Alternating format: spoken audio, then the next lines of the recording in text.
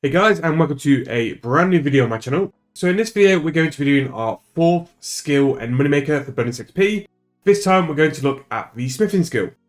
So the smithing skill is something I've not really done a video on in quite a little while because it's quite generic once we've gone through the methods. It's pretty much the same all the way up till 99 or the top tier smithing bar. So what we're going to do is go over the two sort of better money making methods out of two. But they will sort of be similar for all different tiers of metal bars, and you can just test out your margins, what you can do with your level to see which works out best for you. So for in this video, I'm going to be doing all the examples with Elder Rune. Elder Rune is what I can do because I'm level 99 smithing.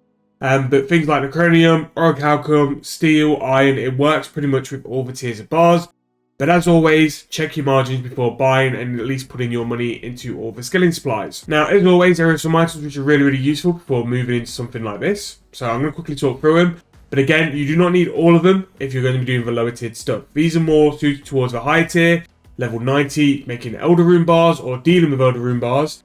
The lower level you are, the less these items are essential, but they are still really good if you do have them. So, in terms of the levels I recommend, Iron is pretty good for the smelting part. That can make up to 3.5 mil per hour.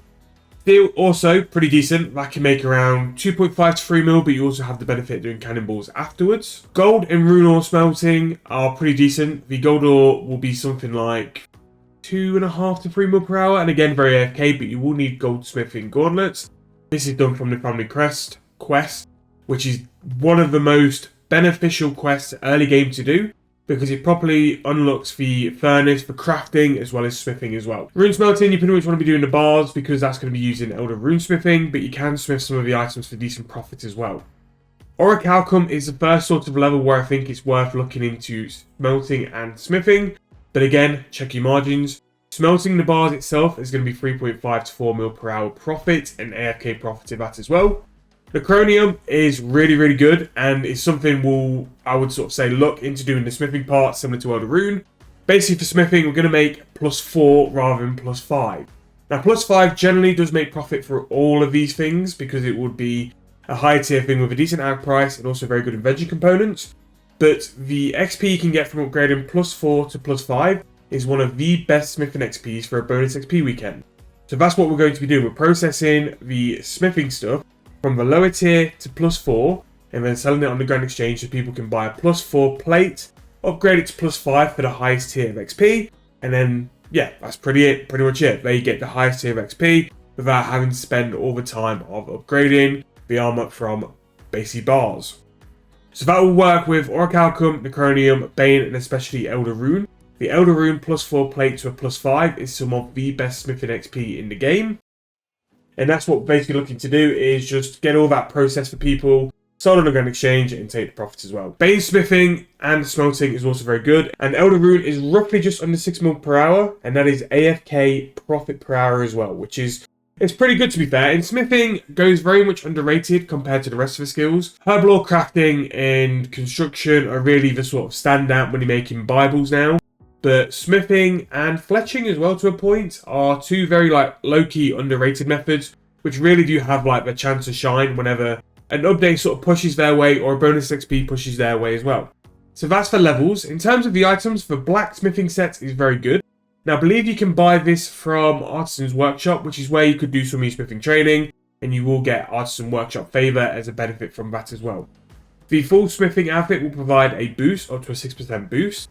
The modified blacksmith's helmet will give you a 5% chance to create bonus bars when smelting and also saving bars when smithing, which is very good. The Scroll of Efficiency from Dungeoneering, very similar to the Herblore one, will give you a chance at saving your bars after you've finished a project. The Grace of the Elves will help with reduction of prayer points for doing the Superheat Form spell. Now you do need to complete a quest for this. This is completing the Light Within. And the Crystal Hammer for the benefits of making the smithing stuff and being able to perk it to get invention XP, but also the benefits of the perks is something you need Plague's End for as well. The Plague's End would lead on to Light Within, and then that'll give you the full sort of top tier set for smithing. As well as that, the Orphan's Core from Archaeology, you are going to need 102. It's pretty good for both smithing and fire making. I've been lazy and not got it, but don't be like me, go and get it, it's pretty good. Superheat formula will need 91 prayer, and again, that's another thing where I'm saying like you don't need all the high tier stuff. If you're doing like iron, steel, and the lower tier stuff, it's a bit unneeded. So one of the things with smelting as well, and this is why sometimes it might be better for you to do a lower tier bar compared to what your level suggests. Once you hit a certain point in smithing, you have the chance to create bars faster, but also have a chance to create extra bars as well. So here, I'm going to be doing Elder Rune bars. So here at level 92, I have an extra chance for an Elder Rune bar to be created. That's on top of things like the smithing helm, means that I've got more of a chance to be able to do such a thing. So really what you want to be looking at when you're picking a certain bar is to make sure you sort of maxed out the chance to create additional bars, but also create the bars faster as well. So for Elder Rune bars, really, you want to be doing Elder Rune bars after level 94. This has unlocked the chance for you to make extra bars, but also to create them 50% faster as well. So that is pretty much it. Beforehand, you had to actually go to Artisan Workshop to do this, which was a bit annoying because Artisan Workshop is a little bit of a laggy area. Not that it was like unbearable, but it was a bit annoying. However, due to the upgrade in Fort Frimfree, you now have a furnace around these wonderful, very non-toxic people. But you can also make sure you guarantee the core and the pulse boosts as well. And it's pretty much similar to how it works in Artisan's Workshop. To make the bars, it's really, really easy. You just click on the Elder Rune bar. Now, to make an Elder Rune bar, you need a normal rune bar, light amica, dark amica there.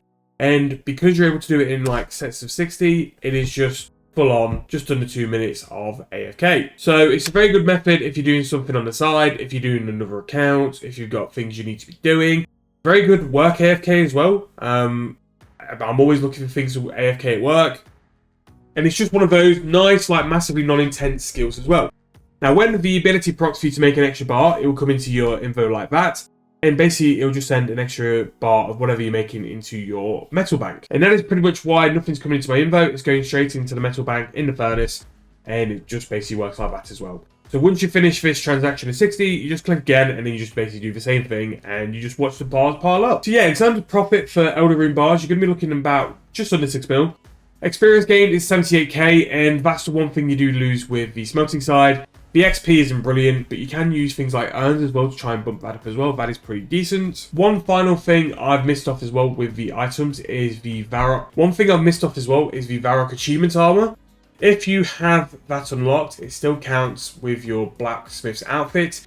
You just need to wear the Varrock plate instead. But if you've got the outfit unlocked, it will still count for your XP buff as well. So use the Varrock plate on because that also gives you a chance to create and prop for extra bars as well, which brings in a little bit more profit. So the other side of this is actually taking these bars we've produced and turning them into items.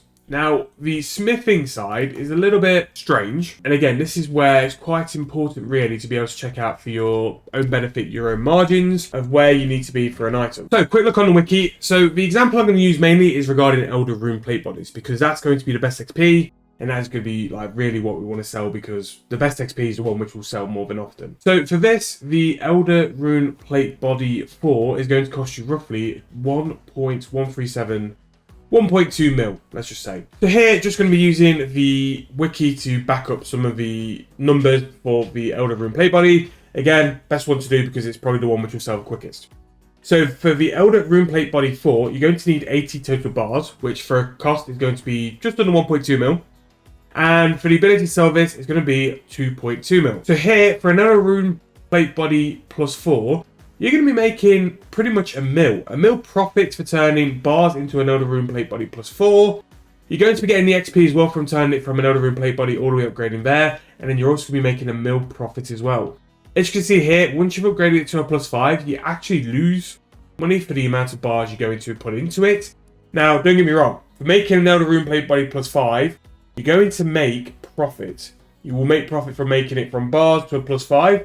However, a plus 4 is a better point for you to sell, which with a bonus XP weekend, that is what we're targeting here with this method as well. Now, this will be the same for the Chromium and the other sets, but just make sure to price check stuff just to make sure it works out as well. Work out how many bars you're going to be using to get it to a plus 4, and then work out the profit from that as well. And again, check different tiers, because different tiers might be better profit than what bars you can do as well. If you were doing this from the ore, you're going to make the money you're going to make from smelting, plus the profit you're going to make from smithing as well, and all that smithing XP in between. Now, because bonus XP weekend is coming in 6 days, you've got 6 days now to use this as a method for smithing, get as much money as possible from smithing, and use it as a chance to build your account ready with some GP to burn on bonus XP weekend for some better skills and better high XP rates. And as I've shown, this is a highly AFK method, so this is something perfect for like midweek for me. In the week, I'm pretty much editing videos, so I'm always looking for AFK methods, and smithing is something which would definitely be on the list after the fletching and woodcutting grind for me. The smithing, loads of money in it.